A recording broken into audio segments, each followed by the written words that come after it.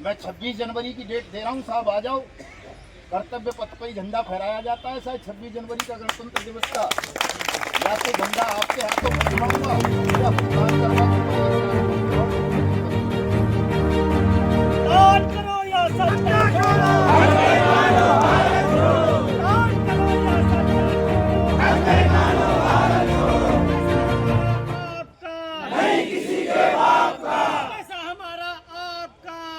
किसी के बाप का डर कर लेंगे अपना भुगतान, हम करेंगे डर कर लेंगे अपना भुगतान।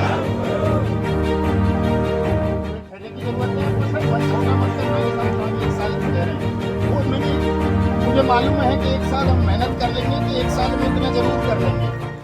जल्दबाजी करेंगे शायद नहीं कर सकेंगे इतना, तो जल्दबाजी तो कर रहे हैं हम 5-6 सालों से यार। हर 15वें दिन हर तीसरे महीने कार्यक्रम करते हैं कोई ना कोई, और उम्मीद ये रहती है कि इस बार कर देंगे, इस बार कर देंगे। नहीं हो पा रहा है तो अब 1 साल तक लगातार प्रयास कर लेते हैं सब। क्या दिक्कत है? 10,000 आप ले आओगे, समझता हूँ 90,000 के लिए आएंगे ना साहब। सब 1 लाख हो जाए का झंडा अप्पा साहब के हाथ से फहरेगा हिंदुस्तान का। 26 जनवरी को आपने झंडा फहराया, मैं तैयार हूँ 25 जनवरी का 10,000 लोगों को खिलाने का।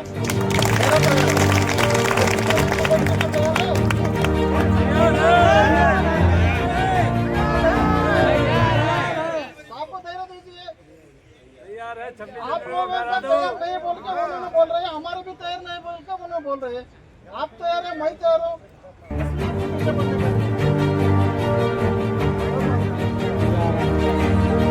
सामने बोल रहे हैं हम सामने बोल रहे हैं सभी राज्यों में काम करना चाहिए। ये मेरे को पसंद नहीं है, आपको उतरना नहीं है। नहीं मैं उतरूंगा अप्पा साहब यार, क्या जितना आपको लग रहा है वो हमारी रूमा मैडम बैठी हुई है राष्ट्रीय महामंत्री हापुड़ वाली, इन भावना लाते हो। आओ तो भी हजारों आओ जितने मत छोड़ो ना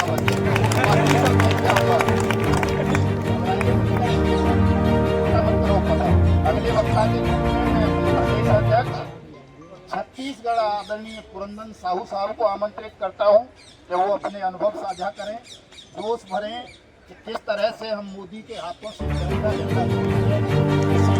सबसे राष्ट्रभक्त के हाथों में देश के 50 करोड़ लोगों का भुगतान सुनिश्चित करा सकते हैं। दयानंद भाई आप भी आ जाना एक बार, तब हम लोग देखना चाहते हैं हम कौन है।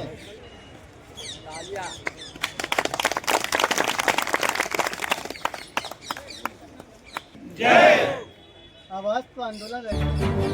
भारत माता की जय।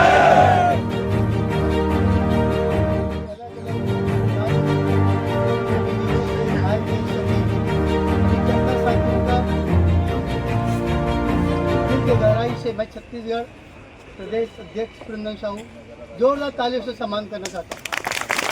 जोरदार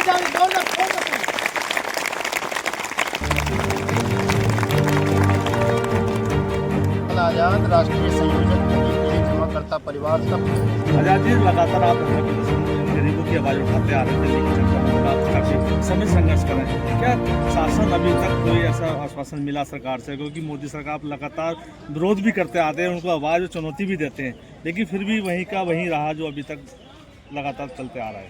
देखिए पत्रकार महोदय, अभी हमारी चुनौती जो है ना ये अधूरी है, या कहो मतलब ये भी कह सकते हैं कि हमारी चुनौती में अभी इतना बल नहीं है जिससे सरकार डरे। हमारी संख्या कम रह जाती है। समस्या है 50 करोड़ लोगों से जुड़ी हुई है, लेकिन इसमें 1 लाख लोग भी आ नहीं पाते हैं। जिस दिन 1 लाख से ऊपर जब ये चुनौती बन जाएगी हमारी, उस दिन मोदी सरकार इसको गंभीरता से ले लेगी। आश्वासन की जहाँ तक बात है तो आश्वासन की बाकायदा कानून बना दिया है पार्लियामेंट में उनके भुगतान की गारंटी का। तो हमारी लड़ाई भी उस कानून के लिए है कि उस कानून को इम्प्लीमेंट कर दो। अगर आपने कानून बनाया है, नहीं कर सकते तो सरकार छोड़ दो, हम खुद कर लेंगे। अभी जो पोजीशन जो है आप लोगों का, ये इस जगह पे मतलब शासन के जितने भी अंग हैं, चाहे सुप्रीम कोर्ट हो, सुप्रीम कोर्ट नहीं मतलब न्यायपालिका, उसमें सुप्रीम कोर्ट भी इंक्लूड होता है, या विधायिका हो या कार्यपालिका हो या प्रशासन हो, 4 ही अंग होते हैं ये शासन के। चारों अंग हमारी दृष्टि में विश्वसनीयता को चुके हैं। हम उन पर भरोसा नहीं करते किसी पे भी, न उनसे किसी से देखभाल संरक्षण की अब हमारी मांग है। हमारा अवज्ञा आंदोलन चल रहा है। हम शासन की किसी बात को नहीं सुनेंगे, किसी भी अंग की को। और जब तक शासन हमारा भुगतान नहीं कर देगा तब तक लगातार शासन के मुद्दे पर अपना विरोध करते रहेंगे। और एक दिन इतनी ताकत जुटाएंगे कि हम बिना किसी चुनाव के, बिना किसी संवैधानिक व्यवस्था के इस पूरे बेईमान शासन के तमाम अंगों सहित उखाड़ के फेंक दें, मिट्टी में मिला दें और एक नई शासन व्यवस्था हिंदुस्तान को दें जो वास्तव में लोकराज हो, लोकतंत्र हो, जनता की ताकत हो, जिसमें नागरिक सर्वोच्च हो। ये सब शासन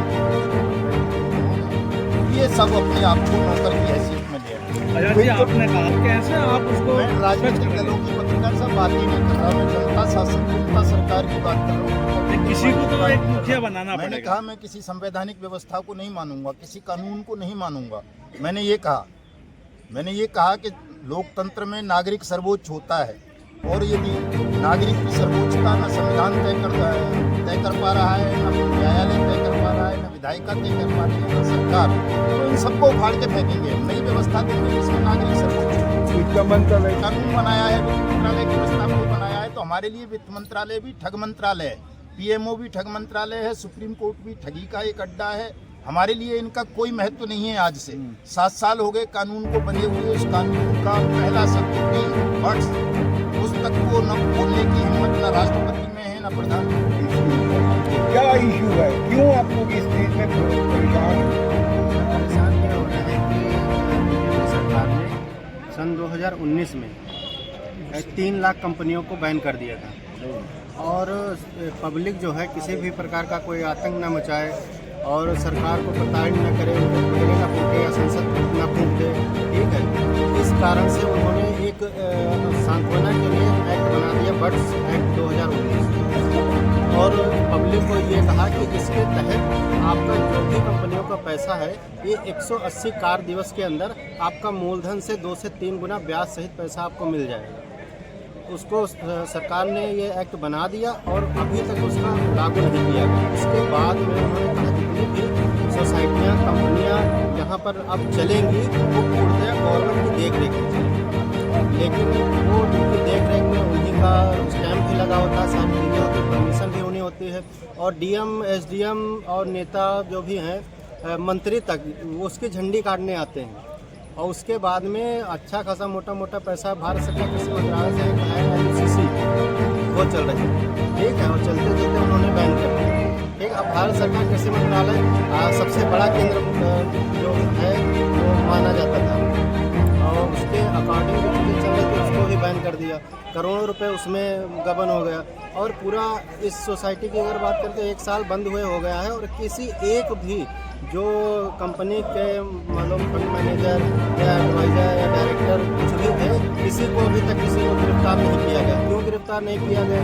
भाई बड़े बड़े अंसारी डूबे हैं, उनको एक हफ्ते में वो गिरफ्तार कर लेते हैं, उनका बुलडोजर से घर गिरवा देते हैं या उनका इनकाउंटर कर देते हैं।